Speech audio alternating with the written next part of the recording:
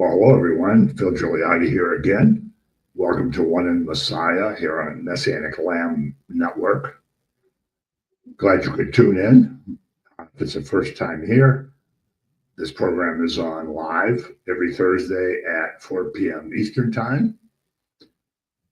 And I always like to add that if you go to the Messianic Lamb Network, which is lambnetwork.tv, www.lambnetwork.tv, there's an on-demand tab. And if you click on that, you can watch this program or any of the other programs on Lamb Network at your convenience anytime, day or night. So if you want to see this over again, any other programs over again, that's a great tool to use, especially if you want to hear certain parts of it or you want to just refresh your memory on some of it. And it's an honor to be here on Messianic Lamb Network. As you know, there are not a lot of platforms on the internet where there is Messianic teaching, Messianic ministries. And there are now, I think, 25 live programs. And then, of course, the on-demand. And not only that, but there are periodic streams of conferences and webinars and teachings, and it's really quite an amazing place. And I like to give Mark David Smith credit for organizing this and keeping it going and keeping all the gears in motion, because it's actually quite a complicated thing to coordinate. So he really does an awesome job.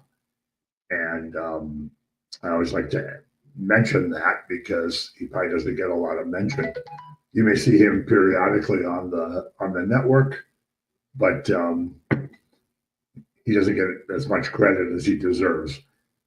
But anyway, this is One in Messiah. And again, if you're tuning in for the first time, this is a One New Man Hebrew roots ministry.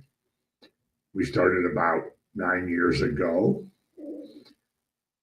and we connect passages in the New Testament and in the Tanakh, and of course vice versa, because as Augustine said, the new is in the old concealed, and the old is in the new revealed.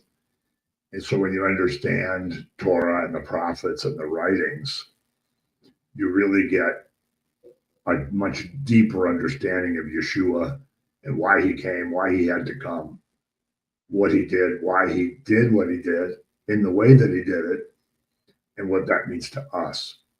And the Tanakh is the foundation, it's the roots, as Paul talks about in Romans chapter 11. We Gentile believers are the wild olive branch that's grafted into the domestic tree, and we're nourished by the roots. And so it's important to study, it's important to learn. And one of the common complaints, of course, is that the Tanakh, the Old Testament, is very overwhelming in the sense of names and detail and what appear to be strange descriptions of things.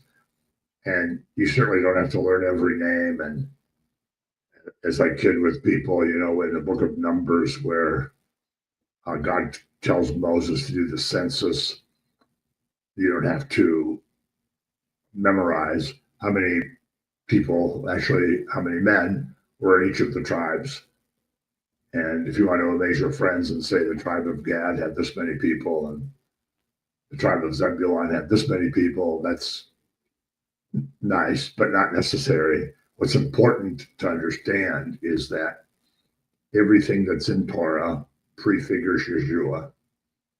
And everything that the prophets wrote and that the prophets taught were about him. And when we started this ministry, we used as our foundational scripture Ephesians 2:14 and 15, which say, in his flesh, Yeshua broke down the partition between the two, making one new man. So there are now two bodies of Messiah. There's not a Jewish body and a Gentile body. There is one body. Jewish believers are not first-class citizens and Gentiles second-class citizens, or vice versa, because you're both depending where you go. There is one body of Messiah, and we're all equal. As Yeshua himself points out, and Paul points out many times during his letters. And so having the fundamental knowledge of what's in Torah and what's in the prophets makes that all so much more powerful to understand. And so that's what we emphasize at One in Messiah. I'm located in the Cleveland area, and on Friday nights we have I don't know what to call it, but a live version of One in Messiah. We have a Friday night, very modified Arab Shabbat service. We meet at 709 Brook Park Road. If you know the area, that is Calvary Chapel of Cleveland Church. We rent the church on Friday nights and meet there. And we have the candle lightings, and we recite the Shema, the Hafta, the Amidah, do a few praise and worship songs, messianic songs. And then I do a teaching. And so if you're in the area, 709 Brook Park Road, we meet there on Friday. We gather there about 6:15. We try to start about 6:30. But it usually ends up being 6:35 or 6:40, but you know how that is. But love to have you stop in and say hello and say that you saw the programs. And along with that, all these teachings on Lamb Network and all the teachings from the Friday night One in Messiah all go on my YouTube channel, which is One in Messiah Gift of Grace Ministries. I know that's kind of awkward. One in Messiah Gift of Grace Ministries. Log on to it, subscribe, and you can watch all these teachings, all the Friday night teachings, and a lot of other stuff. There's also some podcasts and websites, but we'll get to that later on a slide that's at the end of the talk. And speaking of one more thing I wanted to say about Lamb Network, also here in the Cleveland area, we have Besorah Institute. Besorah, as you probably know, is the Hebrew word for good news. And it is a Messianic Bible school that I'm involved with, have the honor to teach some courses there. It's all online. And if you go to besorahinstitute.org, besorahinstitute.org, you can see what courses are being offered. There are also conferences, webinars, and the like. And they are all streamed here on Lamb. So along with checking the Besorah site, you should also keep checking the Lamb site. You'll see when they're coming up. There are quite a few biblical archaeology programs. There's a book there's a conference on the book of Isaiah coming up. But anyway, check that out, besorahinstitute.org, and also here on Lamb. And so that's enough advertising for now. But after the Ephesians passage that I mentioned, Ephesians 2:14 and 15, I always like to also include John 5:39, where Yeshua says, all of these scriptures testify of me. What he actually says is all the scrolls are about me. And then down in verses 42, 43, 44, I'm paraphrasing, he says, you say you believe Moses, but if you believe Moses, you would believe me, because Moses wrote about me. And those religious leaders didn't get the point that Torah was about him, that the prophets were about him, that the writings were about him, and they all point to him. And this is the whole plan of salvation as it unfolds. And I think it's important that you get a grasp of that, not just reading a verse here and there. or hearing a little passage at your church here and there, but that you take time to learn it and to study it. And so that's kind of the fundamentals of one in Messiah. Usually on this program, sometimes we have interviews, but most of the time I do a teaching and there's a PowerPoint, and there is a PowerPoint today, this afternoon. So we're going to get started on that. Then we can kind of maybe do a little more advertising after the teaching is over. But today's teaching is called Epiphany. Now, Epiphany is from a Greek word that means a manifestation, an enlightened manifestation. You may hear people say once in a while, "Oh, I had an epiphany about this." And the reason this is important in biblical history, and we're going to see in Matthew chapter 2 coming up here in a second, this, of course, involves the three wise men, the Magi, whatever you like to call them, coming to Jerusalem and then going to Bethlehem to see the newborn Messiah, the newborn King of the Jews, and interactions that take place there. And really the fundamental thing to keep in mind, we don't know a lot about these men. We don't even know if there were three of them. It's assumed there were three because there were three gifts, but it doesn't say there were three men. So to keep it simple, we'll call them the three wise men or the Magi. We don't know a lot about them. We don't even know exactly where they were from. They were astrologers. They were educated people. They seemed to know some Hebrew scripture.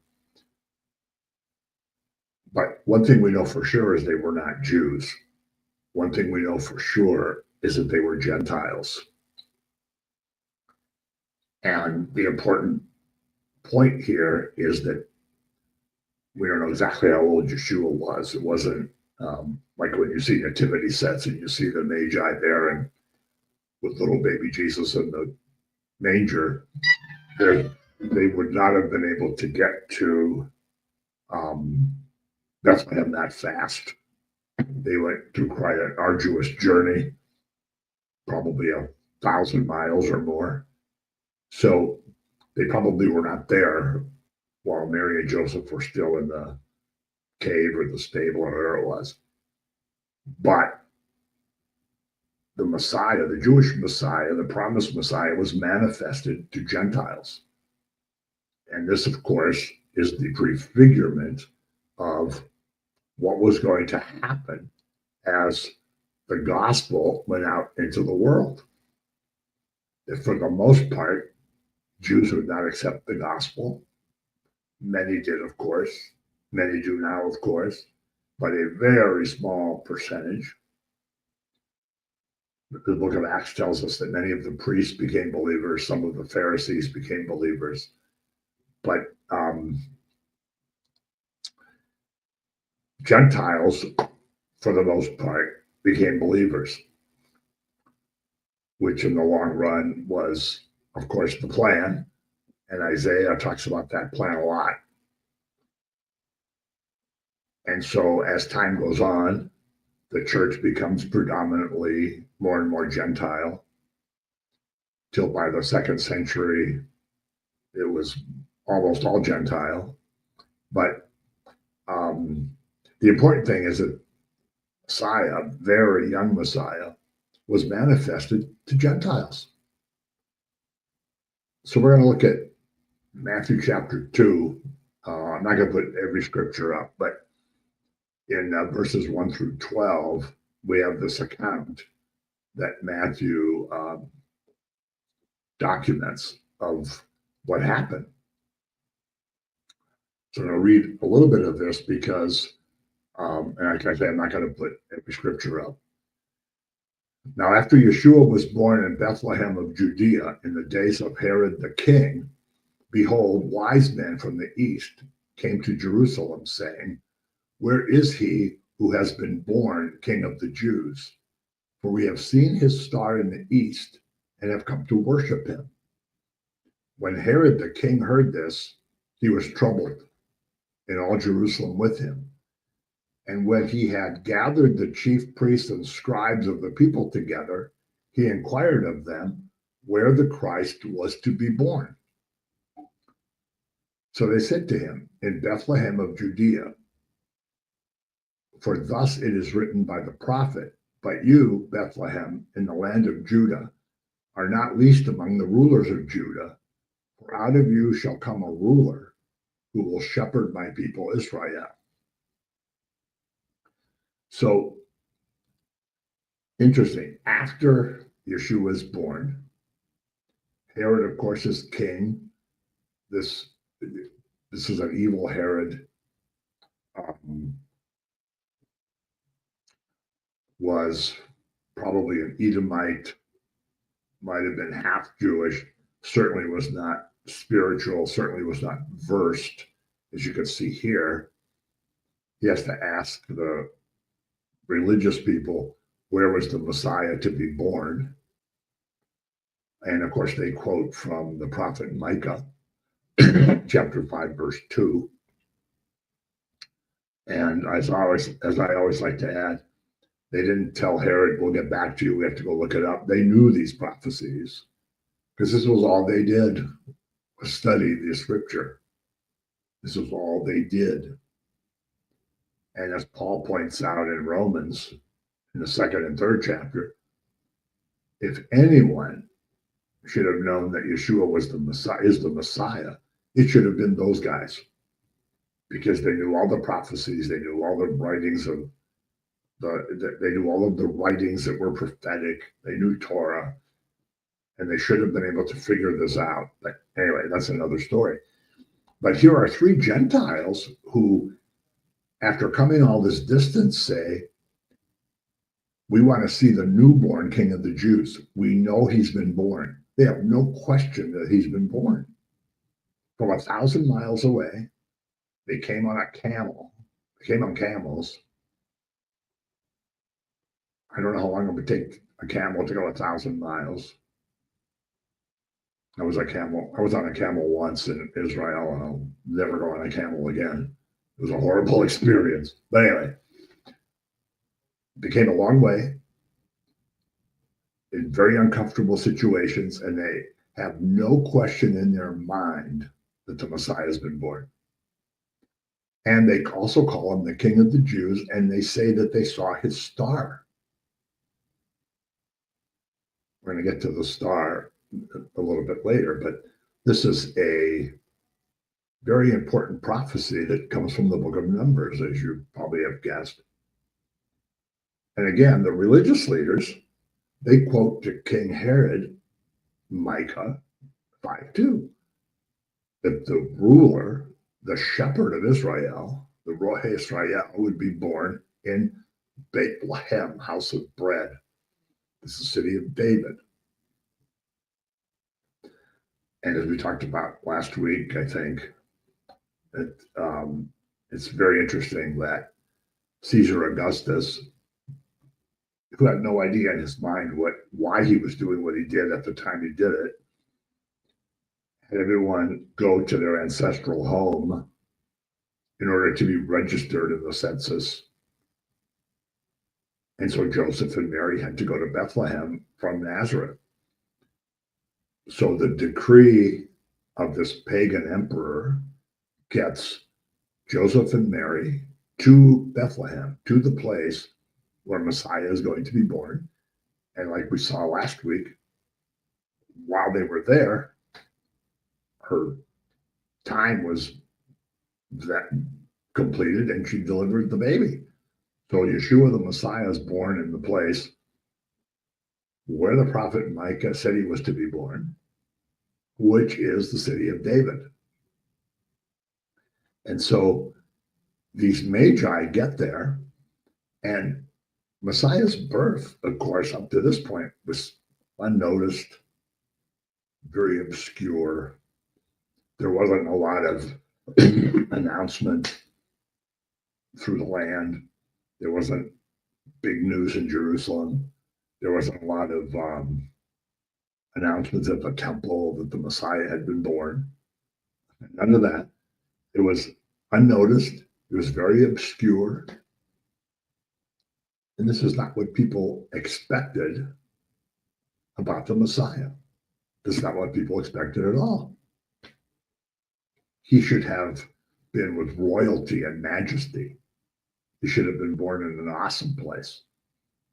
Maybe the temple, maybe a palace. Certainly not in a cave, and certainly not in this place. Because as you read through the prophets, especially in the Psalms, there's indications of Messiah being a strong leader, being a warrior king, which he is. And you also see references to Messiah as the suffering servant, as someone whose clothes are stained with blood, as someone who is brutally suffering. And of course, he did. The people liked the former description better: a warrior, a king who was going to restore the kingdom like it was in the time of David and Solomon. They weren't talking about a kingdom of believers. They were talking about a political kingdom with a strong military, economic, political ruler. And Gentiles would have no place in this. The Gentiles would be removed. And the rest of the Gentiles in the world would say, wow, those Israelites certainly have an awesome leader. This is what many of them wanted. But this was not the case. The birth was very obscure. So these three magi that point out, and magi, of course, comes from the same word as magic. These guys were astrologers, and I don't know. We don't know all the details. But again, the one thing we do know is that they were Gentiles. They were not Jews. They saw a star. We're going to get to that. They came with gifts. The gifts, of course, have tremendous prophetic significance. They came into Jerusalem pretty much unannounced. They went to Bethlehem and found the child, no matter how old he is, whether he was a month old or 2 months old or whatever. They went and found the child. And so this was most likely, maybe not, but most likely the first time that the Messiah was manifested to Gentiles. And even through the life of Yeshua, there were few Gentiles who were impacted by him up until the time where he leaves the earth and the gospel goes out after Pentecost, where Gentiles are impacted by him in a powerful way, but not with him there physically. So the first time he's manifested to Gentiles, and this prefigures what was going to happen. The religious leaders in Jerusalem really didn't care what those guys were doing. Told Herod some information. Herod was a little bit worried. And of course, he gets much more worried later when he orders every boy under the age of 2 to be killed because he sees this as a threat. But it prefigures the fact that Gentiles are going to come to him, and Jews, for the most part, are not. And so they come and say, we saw a star in the east. Now, these guys were educated. If they were astrologers, which they probably were, they were educated in the magical arts and occult and stuff. But here they were already being impacted by something even before they got to where Yeshua was. So, as part of their education, they may have studied Hebrew scriptures because they knew about the star. They may have known some of the prophecies. They may have known some specifics about a Messiah coming, how he was going to come, where he was going to be, how he was going to be manifested. And so when they come to Jerusalem, now, maybe they thought in Jerusalem people would be celebrating the birth of Yeshua, people would be celebrating the birth of the Messiah. It doesn't tell us if they were surprised by their reception, but I would think that they were. They really had no way of knowing what was going on there, but they had some knowledge of these prophecies. And I think one of the most powerful ones is in Numbers 24.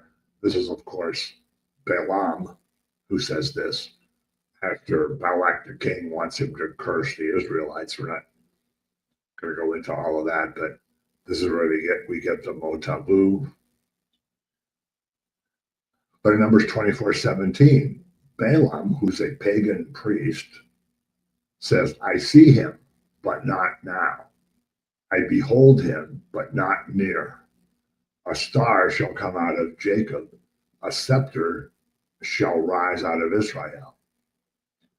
So a scepter, of course, is the symbol of royal authority.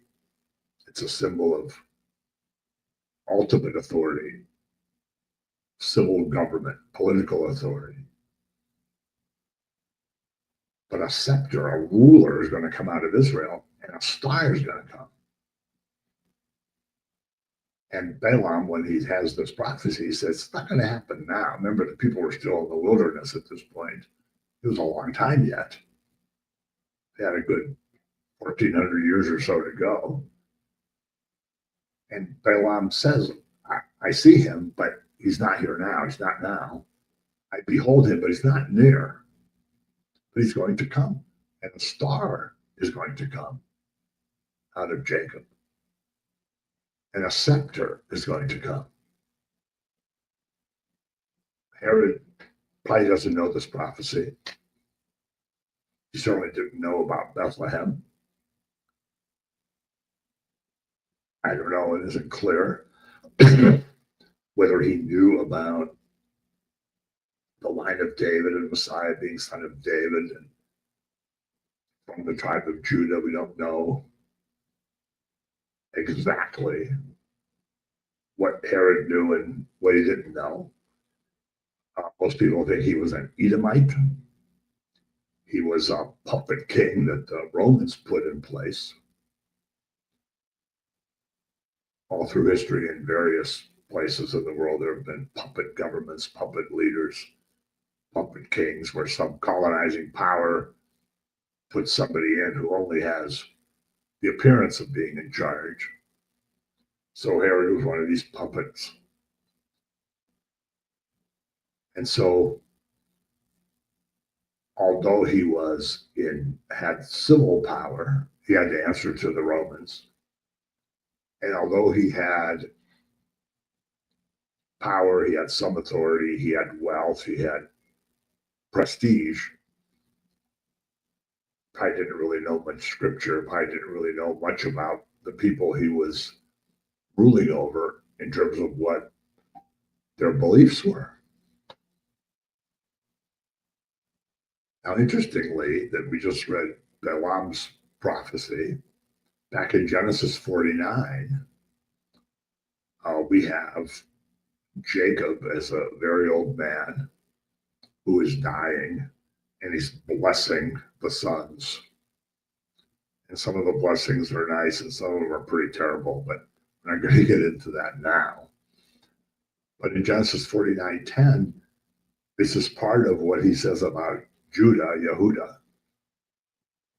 He calls him a lion, and the lion's going to roar, and the lion's going to tear his prey, which has given us the messianic title Lion of Judah, or line of the tribe of Judah. But then in verse 10, Jacob says, now, the people that are hearing this, which are mostly his 12 sons, are all 12 there now, including Joseph, of course, can't possibly understand what this means. Can't possibly understand what this is going to mean in terms of a Redeemer coming, Messiah coming, salvation history tied in with history, the history of the land.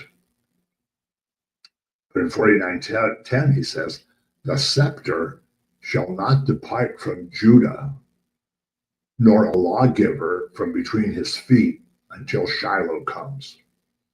And to him shall be the obedience of all the people. So Judah, the tribe of Judah, is going to have the power. And of course, they're the governing tribe, the tribe of the kings, starting with David. Saul, the first king, was not from the tribe of Judah. So not only was he the wrong man for the office, he was from the wrong tribe. So this was doomed to failure. And as you know, King Saul was pretty much of a disaster. But then David, of course, is from the tribe of Judah. And so is Solomon. And then the kings of, after Solomon, of course, the kingdom splits, and the kings of the south are all from the line of David, all from the tribe of Judah. So they're going to have the scepter. Judah is going to have the scepter. He's going to be the lawgiver until Messiah comes. Shiloh is a term that was used.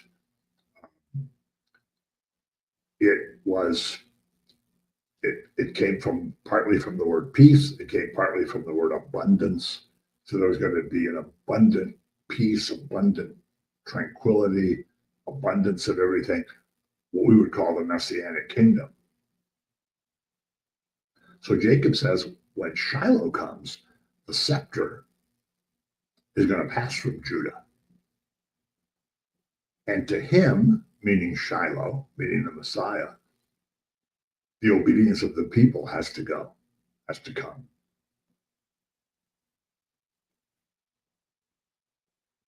Going forward from this, going into the book of Deuteronomy, when in chapter 18, when Moses talks about the prophet, capital P, will come, taken from among the people, a prophet just like him, meaning Moses, will come, but people will have to answer for what they think about him. People will have to answer for what they do concerning him. He will be a much more consequential person than Moses. And this, of course, is also about Yeshua. It's also about Messiah. So here Jacob says people are going to have to obey him. He's not just going to be a political figure. He's not just going to be someone who has some civil authority and prestige. People are going to have to listen to what he says and obey what he says. This is always a good point going forward from here, all through history of the church in the general sense, the body of Messiah in the general sense, from that time on. And we live in a time now where people mostly believe there's no consequence for anything that you do. You don't have to obey anything. But even old Jacob, all those years ago, said he's going to have the obedience of the people. Moses says, if you don't obey him, there's going to be consequences.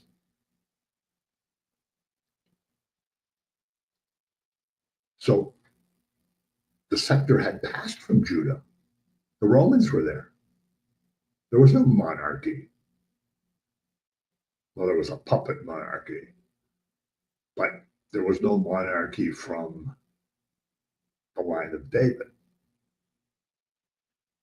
So people were anticipating that the time of Messiah was close, just like people now today anticipate that the time of Messiah coming back is close. People went, heard John the Baptist, and some people said, "Are you the Christ? Are you the Messiah?" He says, "No." People listened to him because they felt that the time was close. Prophetically, the time was close, just as most people today do. So this was the time for Shiloh. This was the time for Messiah. They wanted to be rid of these Gentiles. They wanted him to come at a time where this would be the final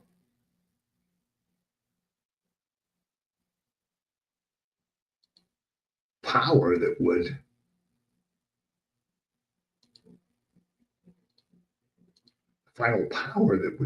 bring the kingdom back as they were before. I don't know what happened to my PowerPoint, but we're going to go back here.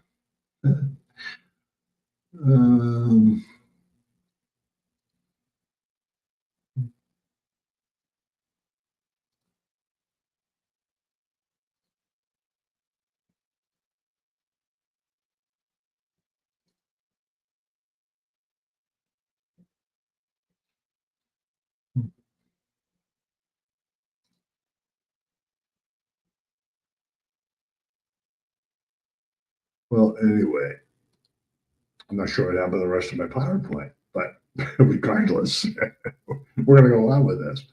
And when these magi get to Jerusalem and present this idea of the star has come, we've seen his star in the east. We saw it actually quite a long time ago because we've come all this way. We don't understand why you guys here aren't really into this.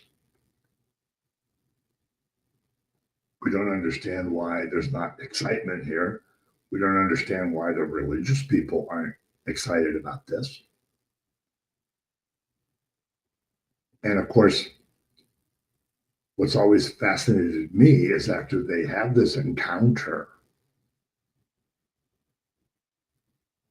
after the Magi have this encounter with Herod, with the religious leaders, they get reoriented to head to Bethlehem, where the child actually is.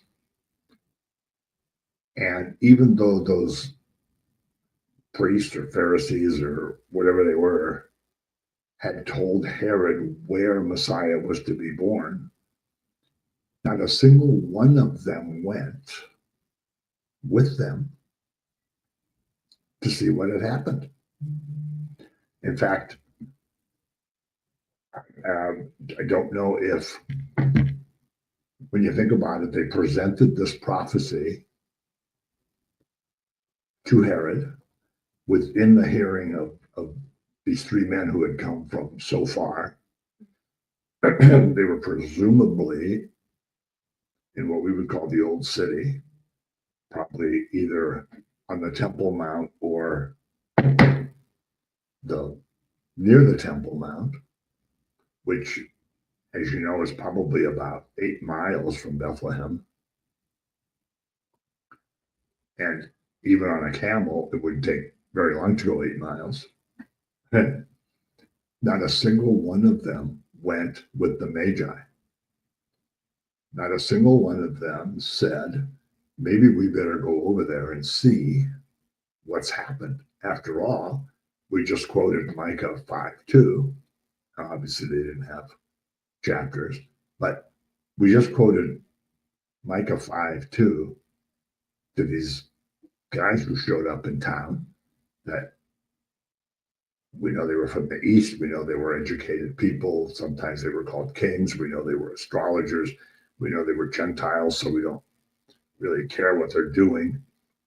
And how did they know this business about a star? And how are they referring to a newborn king of the Jews? But we know the prophecy that Messiah is going to be born in Bethlehem, which is 8 miles from here. Maybe we should go over there and see what's going on. So these three magi came maybe 1,000 miles, this arduous journey, camel, through the desert, cold at night, hot in the day. They left all the comforts of their beautiful houses, palaces, or whatever they lived in, but they lived in splendor. They left all that to find the Messiah. And this is, I think, a great picture, too, of what we would call discipleship, what we would call following Yeshua. Leaving your usual life, your comforts, your stuff, so to speak. And in a materialistic society like ours, it's very difficult to do. They left all that stuff behind, at least for a considerable amount of time, to go on this very demanding journey to see a baby. At this point, this was more important to them than all the stuff they had back at their palaces. This was more important to them than the astrology they had been doing, whatever civil or political authority they might have had where they came from, because they're sometimes called kings. But they were willing to leave that in order to go on a journey to find Messiah. A physical journey and a spiritual journey. Kind of reminiscent of Abram, who lived in Ur in the land of the Chaldeans, who was a wealthy man, an old man. By standards, he was 75, which at that time was pretty old. He believes God telling him, we don't know how they communicated, but presumably he obeys a voice that says, get up, get out of here, take all your stuff, and go to a land that I'm going to show you. And he had wealth. He was well settled, of course. He had always lived in Ur. He had always lived there. Very wealthy family. He was very wealthy with flocks and stuff. But he goes on a physical and a spiritual journey following God's word to go to a land that I'm going to show you. And as the writer to the Hebrews says in chapter 11, now, if you studied Hebrews, and if you haven't, I don't know what to tell you, because the writer to the Hebrews does just a phenomenal job of connecting Torah with Yeshua. But the writer points out that in chapter 11, which is sometimes called the Hall of Fame of Faith, that Abraham believed and it was counted as righteousness. Was Abraham the most righteous man on earth? No, probably not. Was he the smartest man on earth? Probably not. Was he the most handsome man on earth? Probably not. Was he the richest man on earth? Probably not. But he believed and went on a journey. He believed and it was counted as righteousness. He was willing to leave what he had in order to find a promise. And because he did, the promises, of course, that were made to him, which the last one, which is the most important one to us, is that all the communities of the earth, all the Goyim, would be blessed by him. So because of this 75-year-old man living in present-day Iraq, all the nations of the earth would be blessed. And how could that be possible? Well, because the Messiah, Yeshua, is descended from him. Because the Messiah, Yeshua, who brings salvation to the world for Jew and Gentile, as Paul says, proclaim the gospel to the Jew first and then the Gentile. But Yeshua brings salvation for Jew and Gentile alike. There is one body of Messiah. As I said at the beginning, there are not two bodies of Messiah. So all the nations of the earth are blessed through Abraham. Paul talks about this in Romans. Again, I love Romans. It's my second favorite book after Hebrews. It's a tremendous work.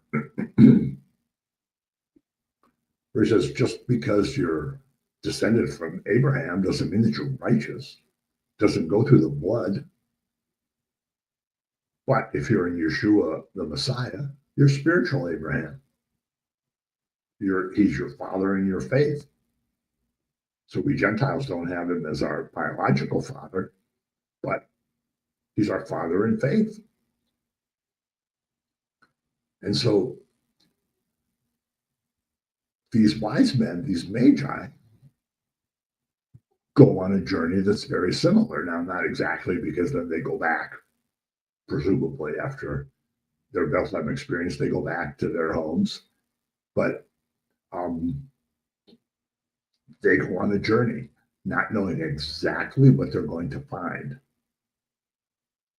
And why would these powerful, educated men who were living in luxury at the places where they were, why would they go on this perilous journey in a very uncomfortable mode of transportation to see the newborn king of the Jews? They had to know inside of them, they had to have a word inside of them from the Ruach, or they had to know somehow that this is what they had to do. And again, just like Abraham and just like them, we as believers in Yeshua, whether you're Jew or Gentile, the important thing is to go and find him and follow him, not to live your life in your comfort or your materialism or your security that comes from your job or your retirement or whatever it is, because everyone is on a journey. So I think this journey that these magi go through is very instructive for us. Very instructive, and kind of parallels the journey that Abraham made before he was Abraham. So they leave Jerusalem. They don't say to themselves, well, if none of these guys are going, maybe we overreacted to this. If none of these people here, the king, the religious leaders, these guys don't seem to be interested in this at all. They don't seem to even know what has happened. They're not concerned about any of these prophecies. Maybe we made a mistake coming here. Maybe this is not the star that Balaam talked about. Maybe we overreacted to this. Maybe we came all this way for nothing. No, they didn't say that. They left there, somehow picked up the star again, and started heading to Bethlehem. They didn't care that they're the only ones that were going. They didn't care that they were the only ones that were going. So I think that's a really important concept as well, because you may be in a crowd of people where you're the odd person out, so to speak. You're going to do what? You're going to follow who? You're going to go where? you're getting, you're taking this Yeshua stuff pretty seriously. Many times when I used to witness to people when I was working, especially, hasn't happened for a while, but I used to especially like telling the gospel to younger people who had no clue what I was even talking about, but it was just great talking with them. Many of them would say to me, well, you take this Jesus stuff pretty seriously. And I say, well, what should I take more seriously? Should I worry about my cholesterol night and day? Should I worry about my retirement plan night and day? Should I worry about what I'm going to do Monday morning at the office night and day? No, there is nothing else to take seriously like this. Which, of course, today's people, they either roll their eyes or look at you like you're from Mars. But anyway, but these men didn't care that no one went with them. They continued on the journey. They went to the place where the star led them. I don't know how that happened, and I don't know if anybody understands how that happened. But they went to see the Messiah. They went to see the one that they had left home for, I don't know how many weeks or months before this. And this is what was important to them. And when they came on the scene, Matthew says they came to the house where they were staying. So I don't know where they were. Mary, Joseph, and little Yeshua, I don't know where they were. But when these rich kings, magi, whatever they were, from the east showed up there, they were not distracted by the poor circumstances. They didn't say, wow, King of the Jews shouldn't be in a dump like this. Why are these people in such a dopey little house? Why are these people in this horrible place? If this is the Messiah, they should be in a much nicer place. Why aren't they in Jerusalem? Why aren't they at the temple with him? No. They paid him homage. They worshiped him. They told Herod they were there to worship the newborn king. To worship. Shachar, to worship, to bow down. You don't worship a man. You don't worship another creature. This is an acknowledgement that the King of the Jews, this newborn or young infant, is God. They came to worship the newborn King of the Jews. The religious leaders didn't care one bit. These men didn't care about the circumstances. They worshiped him and gave the gifts. The gifts, of course, gold, frankincense, and myrrh. Any little kid can recite what the wise men brought little baby Jesus. But of course, they all have symbolic meaning. Gold is royal authority. Kings had gold, palaces had gold. It's authority. Frankincense was incense. Incense was burned in the temple originally to cover up the smell of sacrifices and so forth. But as incense rose, it symbolized our prayers rising to heaven. Incense is still used in many churches. If you have a liturgical church that you go to, you'll very commonly see and smell incense. And you see it rise to the ceiling, and you kind of get this idea in the temple of prayers rising to heaven. So it was another sign of worship. So here is a baby who has authority, but is to be worshipped. And of course, myrrh, which was a spice of burial. It was a burial spice. When the women went on resurrection morning to anoint the body of Yeshua, they had spices. I'm sure they had myrrh because it was a burial spice. So prophetically, they were also saying this baby is going to suffer. this baby is going to die. We're bringing a burial spice for him. So they brought actually the elements of the gospel to this baby and his mother and Joseph in the form of gifts, which all had prophetic significance. Gold, frankincense, and myrrh. Now, Mary and Joseph would have had no way to really comprehend what all of this meant. Mary was a young woman, I'm sure totally overwhelmed by everything that had happened. Now here's these rich guys giving her gold and frankincense and myrrh. But when we look back on it, we see why it was that and why not some other presents. And so this whole journey of the Magi, this whole trip, this whole interaction with the religious leaders, this whole interaction with the very, very young newborn Messiah is such a prefigurement of what's going to happen and what happens in our lives. I never got to the other advertisements. I don't know what happened to my PowerPoint, but that's okay because we went on with it anyway.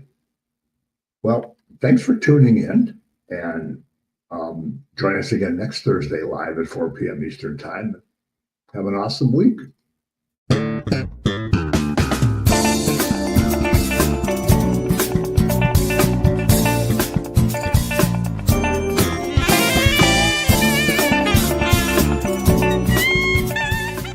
If you missed today's show, or want to watch it again, or want to tell someone where they can watch this episode, go to lambnetwork.tv, where you will find this show and all the other live Lamb show archives in the on-demand section of the website.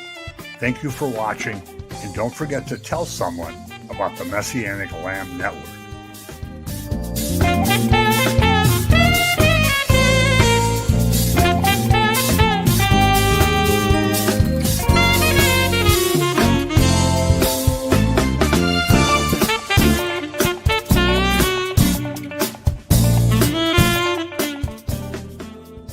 We are richly blessed to bring you what we believe is the fullest, most diverse, yet up-to-date, progressive teachings, discussions, and prayer programming you can find anywhere on this planet. Be sure to take the tour of the lambnetwork.tv website. I'm Dr. Phil Gigliotti, thanking you for joining us on the Messianic Lamb Video Network.